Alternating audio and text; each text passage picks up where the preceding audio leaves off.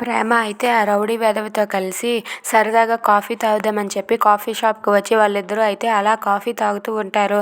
అలా వాళ్ళిద్దరూ కూడా ఎదురెదురుగా కూర్చొని ఒకరి కళ్ళల్లో కళ్ళు పెట్టి చూస్తూ అలా అయితే కాఫీ తాగుతూ ఉంటారు. ఇంతలో అక్కడికి ధీరజ్ వచ్చి ప్రేమని కాఫీ తాగనివ్వకుండా అడ్డుకుంటాడు. అది చూసి అక్కడ ఉన్న ప్రేమ అయితే ఒక్కసారిగా లేచి నిలబడి ఏంటి ఇక్కడికి వచ్చావని చెప్పి అంటే, అవునే నాకొక డౌట్ ఉంది.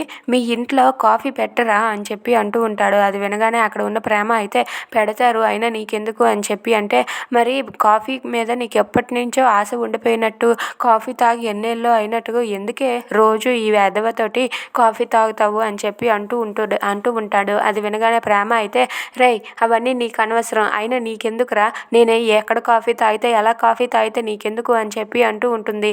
అది వినగానే అక్కడ ఉన్న ధీరజ్ అయితే నాకెందుకా, అయినా నువ్వు ఇలా తిరుగుతుంటే నాకు అస్సలు నచ్చలేదు. అది వాడితో కలిసి కాఫీ తాగావు చూడు, అది ఇంకా నచ్చలేదు. మర్యాదగా నువ్వు ఇంటికి పద అని చెప్పి అంటూ ఉంటాడు.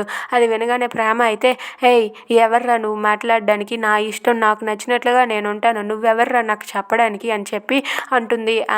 అలా రౌడీ ముందే ప్రేమ అంటుంది. అది వినగానే అక్కడ ఉన్న ధీరజ్ అయితే ప్రేమ చంప పగలగొడతాడు.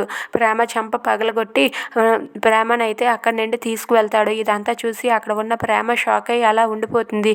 ఇక ప్రేమ అయితే ఏంటి వీడు ఇలా చేస్తున్నాడు, అసలు వీడికి ఎంత ధైర్యం నన్ను కొట్టడానికి అని చెప్పి అనుకుంటూ ఉంటుంది. Please subscribe our channel.